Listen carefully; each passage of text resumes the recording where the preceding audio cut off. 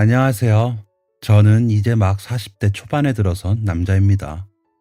이렇게 사연을 보내는 날이 오다니 어색하지만 기분은 좋습니다. 반드시 이렇게 사연을 보내게 되는 날이 오기를 바라고 있었거든요. 저는 지금 유통업 계열의 회사를 운영 중인데 곧 새신랑이 됩니다. 흔히들 부르는 정년기보다 한참 늦었죠. 솔직히 결혼은 포기하고 살았습니다. 열심히 일하면서 낙이라고 해봤자 하나뿐인 동생네 먹을 것 보내주고 조카들 장난감 사주는 게 다였거든요. 그런데 색시될 사람이 일단 너무 좋은 사람이고 장인어른이 너무 좋은 분이라 아무래도 제가 장가를 무진장 잘 가는 것 같습니다. 그래서 이렇게 자랑하러 사연을 보내봅니다. 사실 저와 장인어른 사이에는 오래전 인연이 있었거든요. 저는 아주 어린 시절은 잘 기억이 나질 않습니다.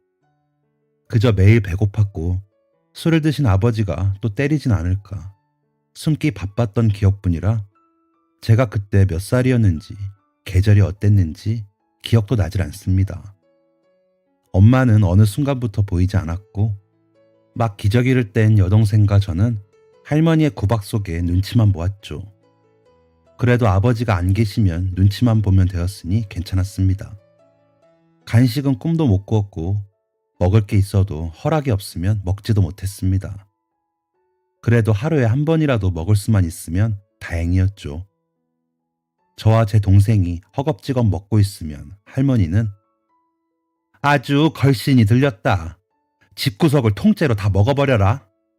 라고 하시곤 하셨습니다. 그러면서도 항상 새 밥을 해 뚜껑을 덮어 아랫목에 두시곤 하셨죠. 언제 돌아올지 모르는 아버지 몫으로 두신 거죠. 그러다 제가 학교를 다니게 되면서 동생이 혼자 집에 있게 되었는데 제가 없는 사이 배가 고픈 동생이 그 밥을 먹었나 봐요. 학교에서 다녀와 보니 동생의 양볼은 뻘개져서 울고 있고 할머니는 그런 동생에게 빗자루를 휘두르며 어디 계집애가 지 애비 밥을 먹고 있어? 나가! 너 같은 건 길거리에 나 앉아봐야 정신을 차리지. 라며 소리를 지르고 계시더라고요. 분명 따뜻한 밥도 아니고 어제 저녁에 해놓은 다 식은 찬밥이었을 텐데 배고픈 어린 손녀가 그걸 좀 먹었다고 그렇게 아까우셨을까요? 참 지금 생각해도 모진 양반이셨습니다. 그때는 그런 할머니가 얼마나 밉던지 할머니나 나가요. 할머니 때문에 엄마도 나갔잖아. 할머니 아니면 엄마 올 거야. 할머니가 가! 라고 소리치고는 동생 손을 잡고 놀이터로 도망가 숨어 밤늦도록 있었습니다. 다른 아이들이 모두 집으로 돌아가 텅 빈 놀이터에서 동생을 끌어안고 얼마나 울었는지 모릅니다. 두 아이 행색이야 말할 것도 없이 엉망이었죠. 학교에 다니고 보니 다른 애들은 어쩜 그렇게 좋은 옷들을 입고 오는지 너무 창피했습니다. 하지만 집에는 저희들의 옷차림에 관심 있는 어른은 아무도 없었습니다.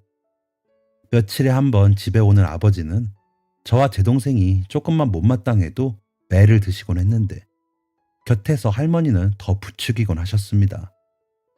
잘한다. 어른 무서운 줄 알아야지. 더 때려라. 저것들이 살만하니까 우는 소리도 낸다. 아주 찍소리도 못 내게 때려라. 라면서 저희는 맞아야 한다고 하셨죠. 그 이유는 아직도 모릅니다.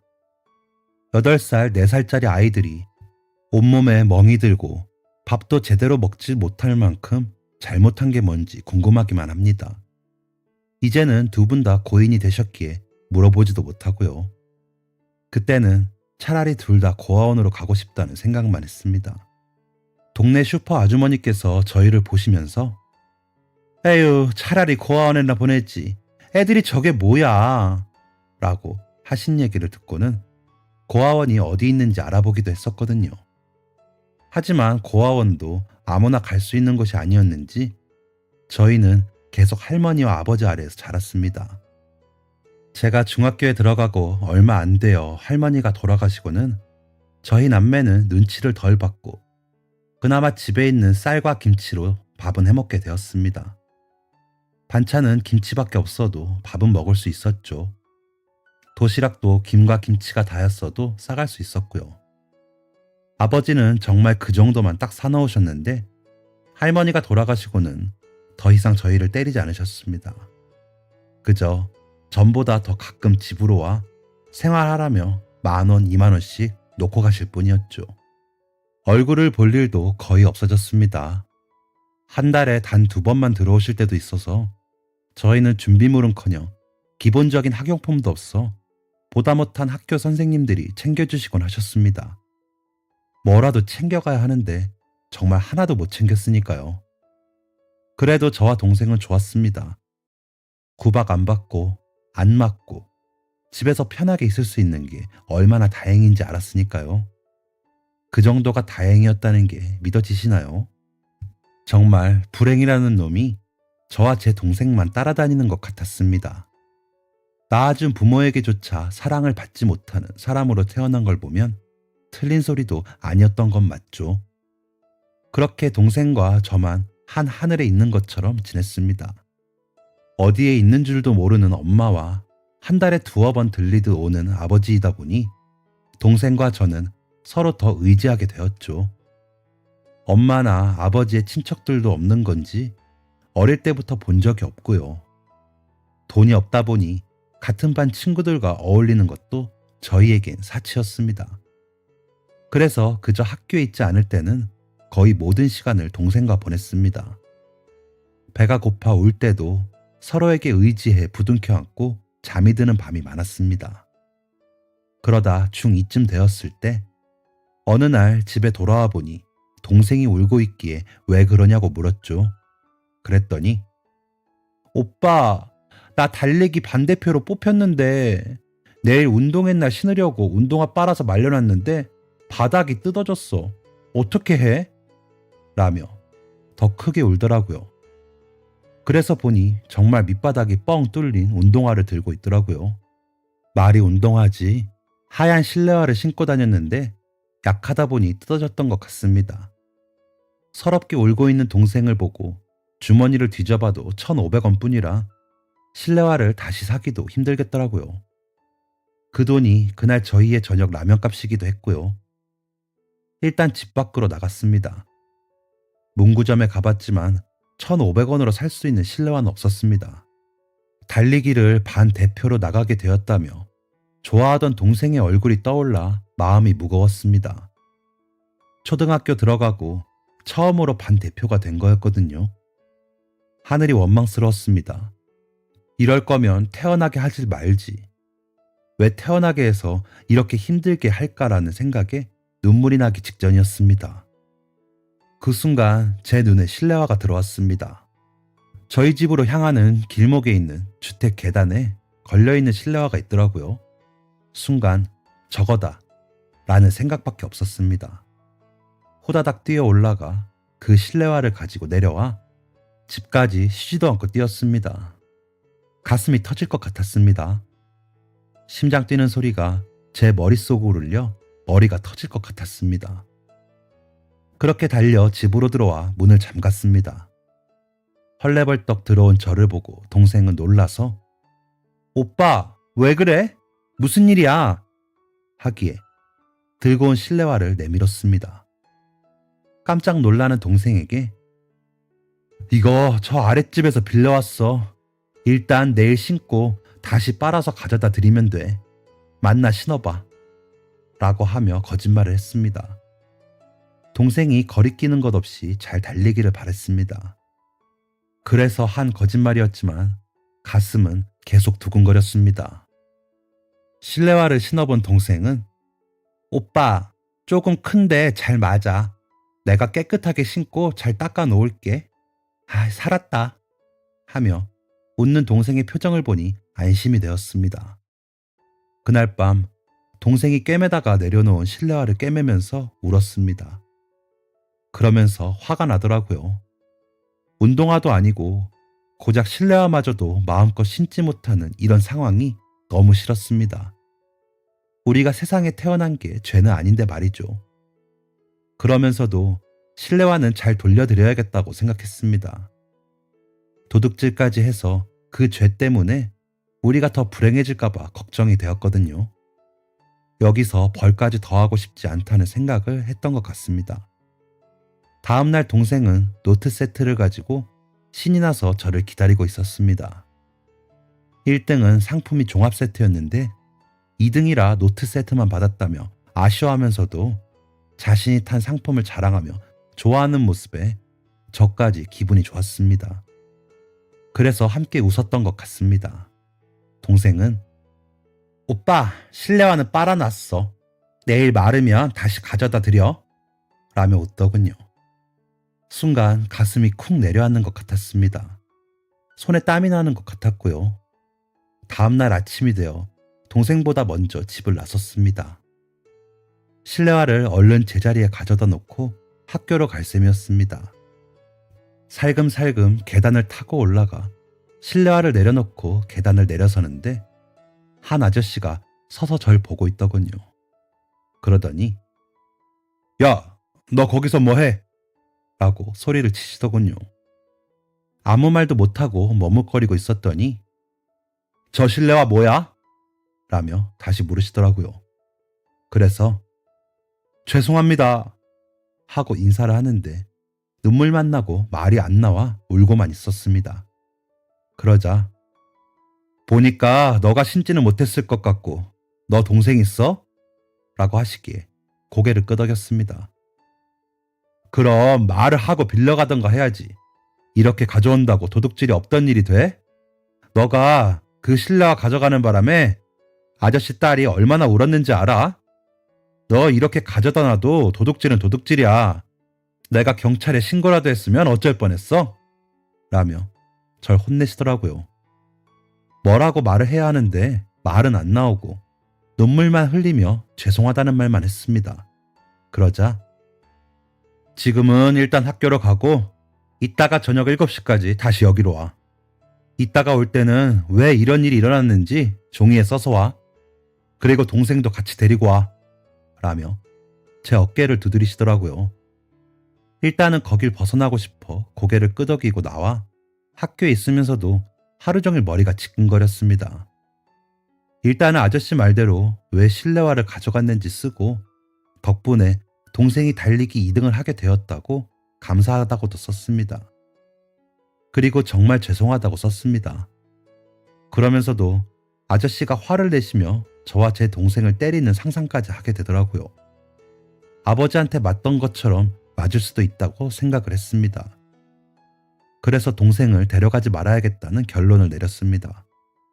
학교가 끝나고 집으로 가 동생에게 사간 단팥빵을 주고 저녁을 먹이고 그 집 앞으로 7시까지 갔습니다. 집 앞에 그 아저씨가 서 계시더라고요. 키도 크시고 험상궂은 얼굴이셔서 잔뜩 겁을 먹고 가까이 다가가 인사를 했습니다. 그러자 동생은? 이라고 물으셔서 아무 말 없이 써간 종이를 내밀었습니다. 가로등불 밑에서 찬찬히 읽으시던 아저씨는 동생 데려와. 아저씨가 밥 사줄게. 하시는데 깜짝 놀랐습니다. 어서 여기서 기다릴 테니까. 라고 하시는데 밥이라는 소리에 정신없이 동생을 데리고 왔습니다. 아저씨는 제 동생을 보시더니 달리기 2등 했다며? 축하해. 라고 하시며 저와 동생을 데리고 골목 어귀에 있는 고깃집에 데려가 밥을 사주셨습니다. 동생과 저는 어쩔 줄 몰라 하며 먹지도 못하고 있는데 밥 위에 고기를 얹어주시더니 먹어. 아저씨가 축하해 주는 거야. 라며 웃으시더라고요. 주춤했지만 고기 냄새에 홀려 정신을 못 차리고 먹었습니다. 그런 저희에게 아저씨는 계속 고기를 구워주시면서 정작 본인은 소주만 드시더라고요. 배가 터지게 먹는다는 게 어떤 건지 그날 처음 느껴봤습니다. 그렇게 먹고 배가 차고 나니 부끄러워지더라고요. 그래서 아저씨 눈치를 보고 있는데 아저씨는 계산을 하시더니 가자 하시면서 저희를 데리고 시장으로 가셨습니다. 그러시더니 음식 몇 가지를 사시고 신발 가게에 들어가시더니 너희 발 사이즈가 어떻게 되니? 하시면서 신발을 고르시더라고요. 아니에요. 저희 오늘 밥 사주신 것만으로도 너무 감사해요. 라고 거절을 하는데도 골라, 어서. 곧 날씨 추워지는데 그렇게 슬리퍼만 신고 다닐래? 라며 웃으시더라고요. 동생은 눈치를 보더니 신이 나서 신발 하나를 고르더라고요. 저는 머뭇대며 고르지 못했더니 야, 이걸로 해 그럼. 얘 발에 맞는 걸로 주세요. 하시더라고요. 그러시더니 휙하니 가게에서 나와 앞서 걸어가시더라고요. 동생과 저는 새 신발을 신고 아저씨 뒤를 묵묵히 따라 걸었습니다. 아저씨 집 앞에 도착해서야 멈추신 아저씨는 여기서부턴 너희들끼리 갈 수 있지? 하시면서 제 어깨를 짚으시더니 힘내. 다 잘 될 거야. 그래도 동생은 너뿐이다. 이거 가져가서 먹고 너무 배고프면 또 아저씨 찾아와. 라며 웃으시더니 안으로 들어가셨습니다. 집으로 돌아오는데 오빠, 저 아저씨 어떻게 알아? 라고 묻는 동생에게 뭐라고 할 말이 없어 그냥 고마운 사람이라고 말을 하곤 말았습니다. 그리고 집에 들어섰는데 누군가 와 있는 흔적이 있더라고요.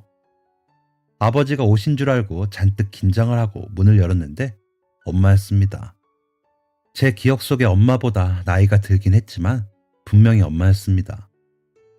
선뜻 엄마라는 소리도 하지 못하고 멈춰 있는데 동생은 엄마를 사진으로만 봤기 때문인지 알아보지 못하고 제 뒤로 숨었습니다. 그런 저희를 본 엄마는 엄마야, 너무 늦게 왔지? 라며 저희를 안고 우셨습니다. 그제야 동생은 엄마? 라며 엄마를 보았고 저는 눈물만 흘렸습니다. 저희를 안고 한참을 울던 엄마는 이제 엄마랑 가자. 엄마가 이제 너희랑 살 수 있을 것 같아서 데리러 왔어. 너희 아빠랑은 이야기 다 끝냈어. 전학은 다음 주에 엄마가 학교에 가서 처리할 거야.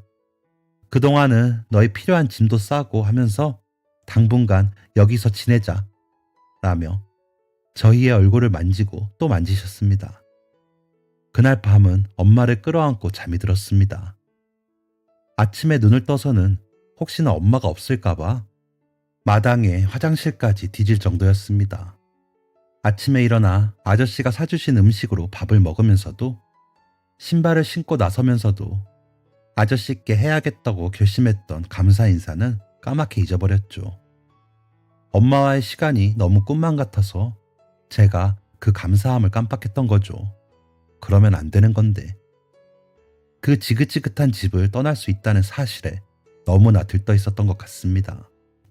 전학 처리까지 마무리하고 그 집에서의 마지막 밤이 돼서야 아저씨가 떠올랐습니다. 그래서 아저씨께 편지를 썼습니다. 너무 감사했다고. 그리고 죄송했다고 쓰며 엄마가 돌아오셔서 이사를 가게 되었는데 꼭 좋은 사람이 돼서 은혜를 갚겠다고 썼습니다. 그리고 잠이 들기 전 아저씨 우체통에 넣고 와서 잠이 들었습니다. 저와 동생의 짐은 굉장히 적었습니다. 새 신발 2켤레와 그간에 입던 옷뿐이었으니까요. 옷이라고 해봤자 2~3벌씩이었고요. 그렇게 그 동네와의 인연은 끝나게 되었습니다. 엄마를 따라 이사를 간 곳은 그 동네와 꽤나 멀었습니다. 엄마는 식당을 여셨는데 식당에 딸린 방을 개조해 저희가 지낼 수 있도록 만들어 놓으셨더라고요. 샤워도 할 수 있게 해놓으셔서 저와 동생은 저녁에 머리를 감고 자는 것도 해볼 수 있게 되었습니다. 엄마가 장사로 버는 돈은 저희 세 식구가 굶지 않을 정도는 되었던 것 같습니다. 저는 그것만으로도 감사했습니다. 엄마는 생선 조림을 파셨는데 그 덕분에 저와 제 동생은 생선을 실컷 먹어볼 수 있었습니다. 눈치 보며 먹고 김치에 밥만 넣고 먹던 아이들이라 매일이 진수성찬 같았죠. 엄마를 만난 후에는 매일이 행복했습니다. 그 행복이 달아날까봐 걱정도 되었지만 엄마는 그런 저의 마음을 아시는지 안심시켜 주시려고 노력하셨습니다. 매일 아침 사랑한다고 안아주시기도 하고 수시로 저와 제 동생이 있는 장에 와서 들여다보시기도 하시고요. 외출도 거의 안 하셨습니다. 동생은 제법 공부를 잘했습니다. 다른 애들처럼 학원을 다니는 것도 아니었는데 잘하더라고요. 저는 공부도 그냥 그랬고 달리 하고 싶은 것도 없었지만 그저 돈을 잘 버는 사람이 되고 싶었습니다. 그래서 엄마의 장사를 돕기 시작했습니다. 엄마는 만류하며 말리셨지만 저는 그게 마음이 편하더라고요. 엄마 혼자 하시는 것도 싫기도 했고요. 학교가 끝나면 곧장 집으로 와 엄마의 일을 도왔습니다. 그러다 보니 고등학생 때는 직접 물건을 받는 지경이 되었죠. 납품을 하던 기사님과 친해져 이야기를 들어보니 유통 쪽 마진이 좋더라고요. 게다가 분점이 있는 가게를 하나 따서 납품이 되기만 하면 더 많이 남게 되고요. 그래서 학교를 졸업하고 그쪽 일을 배워보자고 생각했습니다. 엄마 장사에도 도움이 될 것 같고 식재료를 다루다 보면 나중에라도 굶는 일은 없지 않을까 하는 막연한 생각도 했고요. 그래서 학교 졸업만 하길 바라고 바랬습니다. 동생은 계속 1등을 해서 엄마를 기쁘게 했습니다. 저도 동생이 공부를 열심히 해주는 게 좋았습니다. 동생이 열심히 공부를 해서 성공하길 바랐으니까요. 그래야 나중에 고생을 안 할 테니까요. 저는 엄마 가게 일을 돕고 동생은 공부를 열심히 하고 세 식구가 넉넉하진 않지만 행복한 시간을 보내게 되었습니다. 맞지 않고 굶지 않고 필요한 물건을 있는 삶이 얼마나 감사한 삶인지 저희 남매는 알았으니까요. 그렇게 시간은 흘렀고 제가 고등학교 2학년에 올라간 지 얼마 되지 않았을 때 학교를 마치고 가게에 들어서니 엄마가 전화를 붙들고 놀라서 있더라고요. 전화를 끊더니 너희 아빠가 돌아가셨단다. 짐 싸. 그래도 너희 아빠인데 가봐야지. 라며 우시더라고요. 믿기지 않았습니다. 그렇게 커다랗던 아버지가 돌아가셨다니. 그때까지도 아버지라는 이름만으로도 두려운 사람이었는데 더 이상 세상 사람이 아니라는 것을 믿을 수가 없었습니다. 사실인지 아닌지 구분도 안 되는 와중에도 서둘러 장례식장에 있는 병원으로 가 신원 확인을 하고 장례를 치렀습니다. 장례식에 올 손님도 없어 저와 동생, 엄마만이 자리를 지켰죠. 친인척분들은 오래전에 다들 인연이 끊겼고 딱히 연락할 친구도 없다고 들었습니다. 집주인분이 오시긴 하셨는데 월세가 하도 밀려 집을 빼라고 이야기하러 갔다가 벌써 죽은 아버지를 발견하셨다고 하더라고요. 죽기 전 3개월 전부터 월세가 들어오지 않았고 오가는 소리도 없이 집에만 있었다고도 하더라고요. 장례식이 끝나고 짐 정리를 위해 집으로 갔습니다. 몇 년 전까지만 해도 오갈 데 없던 저희 남매가 움츠려 살던 그 반지하 방에 들어서는데 등골이 서늘한 게 소름이 돋더라고요. 동생은 집 앞에서 들어오지도 못하고 울고 있고요. 그래서 밖에 있으라고 했습니다. 저와 엄마가 얼른 해치우자 싶어 집을 치우는데 가구라고는 원래도 있지 않은 집이었고 옷가지도 얼마 없어 늘어선 술병만 대여섯 번 드나들며 치웠습니다. 옷이라고는 저희가 이 집을 떠날 때처럼 몇 가지 안 되었고 아무렇게나 쌓여 있었는데 치우다 보니 안쓰러운 마음이 들더라고요. 가난을 벗어나려는 의지조차도 없었던 한 사람의 마지막이 너무나 쓸쓸하게 느껴져서요. 장례식장에서도 나지 않던 눈물이 나더라고요. 그런 저를 보시던 엄마도 너는 그렇게 살지 마. 나도 그렇게 이가 갈리던 인간인데도 이렇게 되니 안쓰럽긴 하다. 라며 우시더라고요. 방을 치우다 보니 베개 밑에 봉투에 86,700원이 들어있는 것을 발견했습니다. 아버지 마지막 전재산이 그거였나 봅니다. 통장도 뭐도 아무것도 없더라고요. 장례 비용으로 돈이 많이 들었는데 집 보증금 남은 거랑 하면 되겠다는 생각이 드는 게 아버지에 대한 애정은 거기까지인가 싶기도 했습니다. 그러다 문득 그 아저씨가 떠올랐습니다. 세상이 저희 남매를 버렸다고 생각했을 때 저희의 손을 잡아준 유일한 사람이었던 그 아저씨가 왜 그때서야 생각이 났는지 죄책감이 올라왔습니다. 그 어린 시절 아저씨를 만나러 가던 그 길에 다시 선 것처럼 가슴이 쿵쾅거렸습니다. 어느 정도 정리가 되고 엄마께 잠깐만 다녀온다고 말을 한 뒤 그 아저씨네 집 앞으로 갔습니다. 그때 사주신 신발은 어느새 다 헐어서 집 어딘가에 있는데 그때 그 고마움은 헐지 않고 생생했습니다. 계단을 올라가면서 손에 쥔 비타민 상자가 몇 번이고 미끄러질 뻔할 정도로 손에 땀이 났습니다. 문 앞에 서서 바지에 그 땀을 몇 번을 닦고서야 문을 두드렸습니다. 늦은 시간이라 아저씨가 나오시진 않을까 기대했지만 할머니 한 분이 나오시더라고요. 그래서 그 아저씨의 모습을 설명하며 이 집에 사시는 분이 아니시냐고 물어봤더니 내가 여기 이사 온 게 아직 1년이 안 됐어. 전에 살던 사람인가 보네.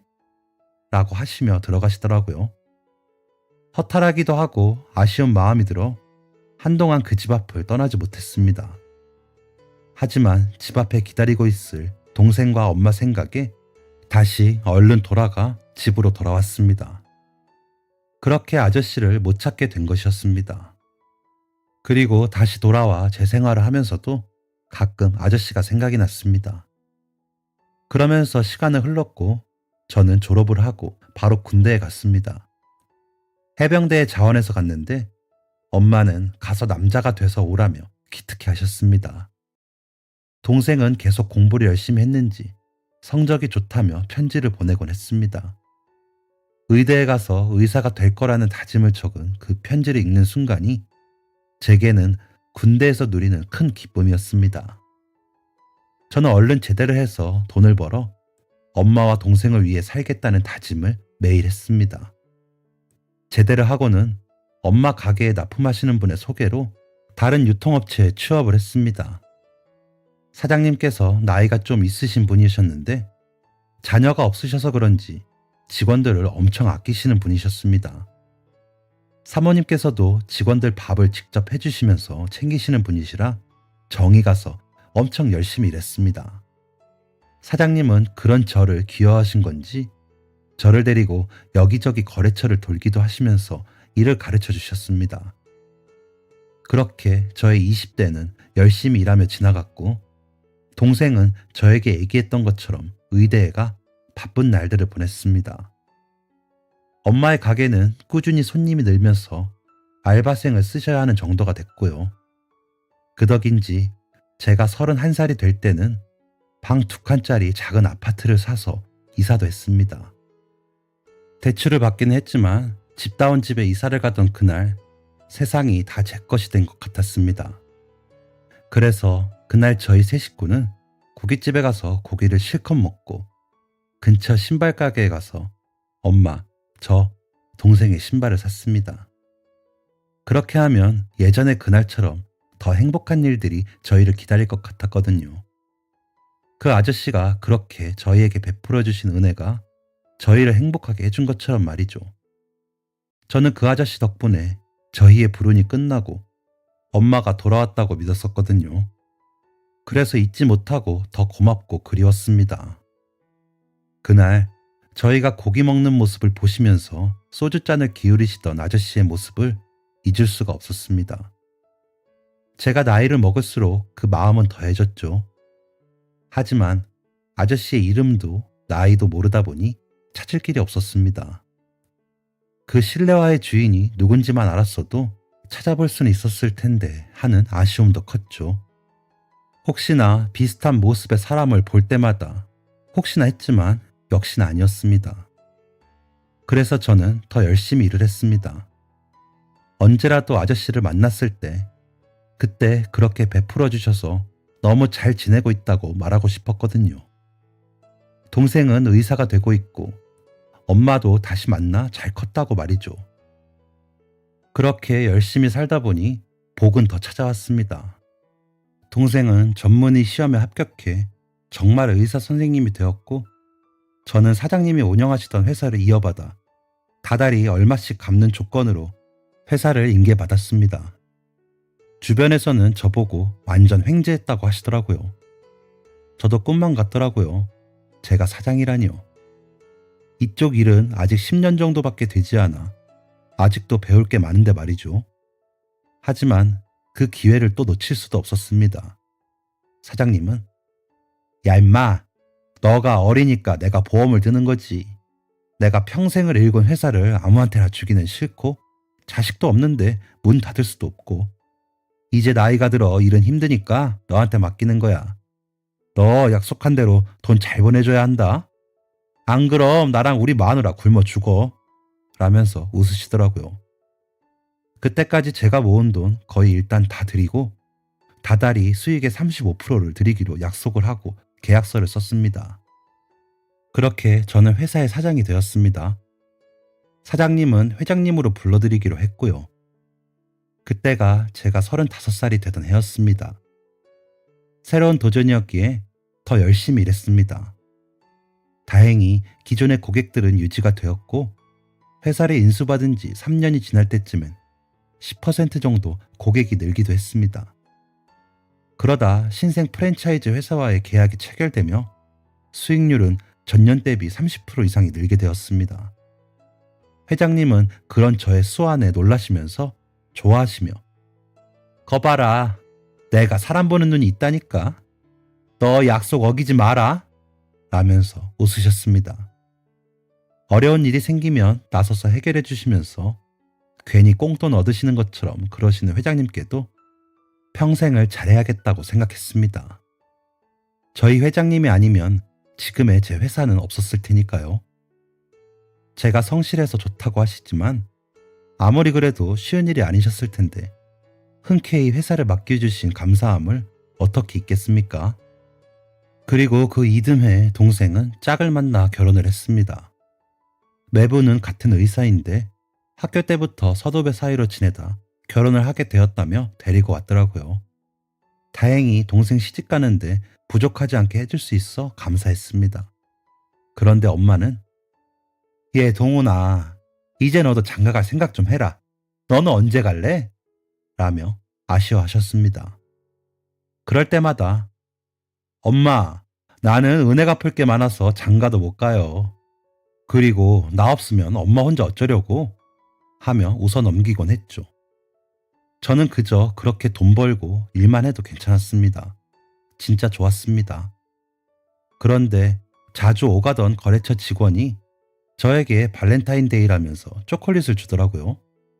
의뢰이 주는 간식이라고 생각했는데 편지가 있어 보니 사장님, 저랑 저녁 좀 먹어요. 왜 그렇게 눈치가 없어요? 내일 저녁 저희 회사 앞에 고깃집에서 기다릴 테니까 꼭 나오셔요. 올 때까지 기다릴 거예요. 라고 쓰여 있더라고요. 전혀 눈치를 못 채고 있기도 했고 나이도 제 동생과 비슷해 그냥 농담 몇 마디 나눈 사이인 게 다인데 이런 편지를 받으니 당황스러웠습니다. 그래도 마냥 기다리게 할 순 없으니 나가서 결혼 생각이 없다는 걸 이야기해야겠다 생각했습니다. 그래서 다음날 일을 마치자마자 편지에 적힌 고깃집으로 갔습니다. 그 직원이 고깃집에 어울리지 않게 예쁘게 하고 앉아 있더라고요. 미안해하며 들어서자 새침한 표정으로 있던 그 직원이 활짝 웃는데 마음이 따뜻해졌습니다. 사장님, 안 오시는 줄 알고 긴장했잖아요. 라기에 아휴, 안 나올 순 없죠. 올 때까지 기다리신다는데. 네, 늦어서 미안해요. 하며 자리에 앉았습니다. 일단 식사를 하는데 왠지 아저씨가 그날따라 생각이 나더라고요. 어색함에 말도 없이 밥을 먹던 중에 사장님은 왜 그 나이까지 장가를 안 갔어요? 하고 묻는 그 직원에게 안 간 게 아니고 못 갔어요. 라는 말을 시작으로 대화가 오고 갔습니다. 그 직원은 부모님과 언니가 있는데 언니는 일찍 결혼해서 조카들이 벌써 초등학생이라고 하더라고요. 부모님이 얼른 시집가라고 하는데 자기는 언니 일찍 결혼해 애 키우느라 고생하는 거 보니 늦게 가고 싶었다며 웃는데 전과는 느낌이 달리 보이더라고요. 예뻤습니다. 수수하고 참한 모습도 좋았고요. 그렇게 몇 번을 더 만나 따로 밥을 먹었습니다. 그러다 영화도 보고 휴일에 근교로 드라이브도 다녀오기도 하고요. 그렇게 늦은 나이에 연애를 시작하게 되었죠. 나이가 나이이니만큼 연애를 시작한 이상 미래를 약속해야 할 것 같았습니다. 그래서 여자친구에게 제 이야기를 했습니다.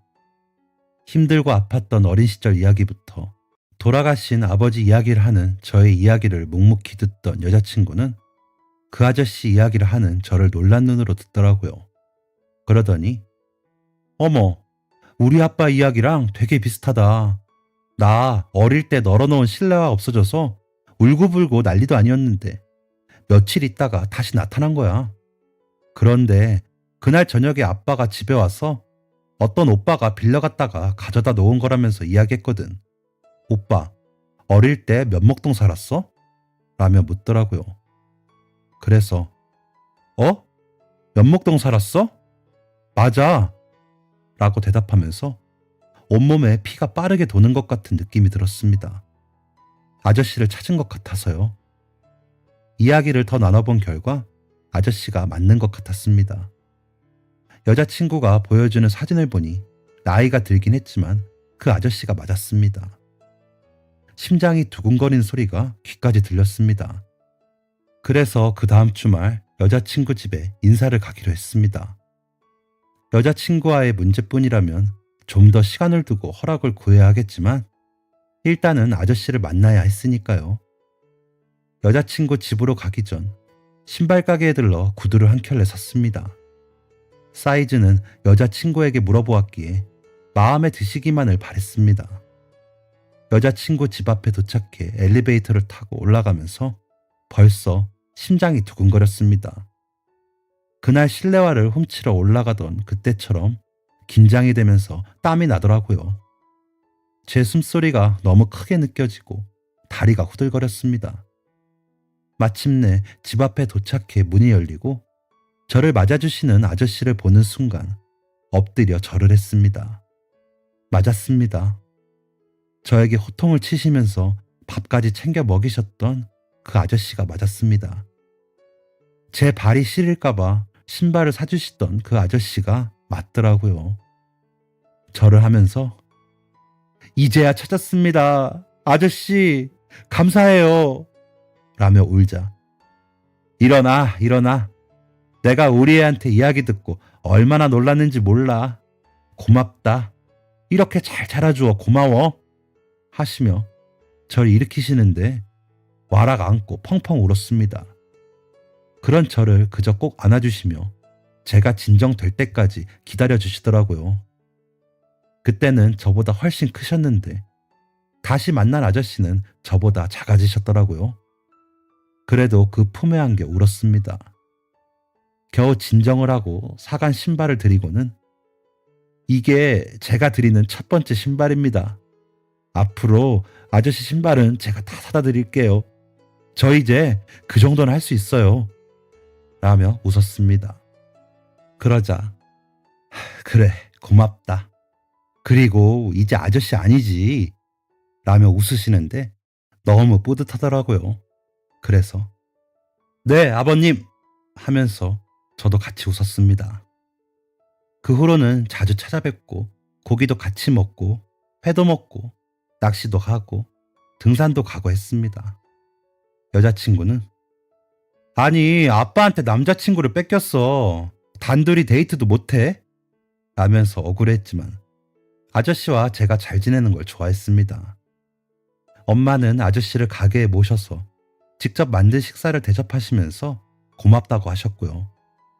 그렇게 양가 인사를 나누고 지내다 보니 자연스럽게 결혼 날짜가 정해져 다음 달이면 식을 올립니다. 그러는 사이에 여자친구 뱃속에 저희 아기도 생겼고요. 아저씨는 이제 저희 아기의 할아버지이자 제 아버님이 되셨습니다. 아버님이 사연 틀어놓고 일하시는 거 제가 알거든요. 그래서 사연을 보내는 것도 있습니다. 아버님, 제가 앞으로 더 잘할 테니까 혹시나 제가 잘못하면 그날처럼 따끔하게 혼내도 주시고 달래도 주시면서 오래오래 계셔주세요. 이제 아무데도 못 가십니다. 저희 오래오래 행복하게 살아요. 라고 말하고 싶어서요. 저희 이제 행복한 일만 남았겠죠. 어렵게 만난 저와 아버님 더 잘 지내라고 응원의 말을 해주시면 감사하겠습니다. 긴 사연 들어주셔서 감사합니다. 지금까지 사연 들어주셔서 감사합니다. 사연이 재밌으셨다면 구독과 좋아요를 눌러주세요. 감사합니다. 안녕히 계세요.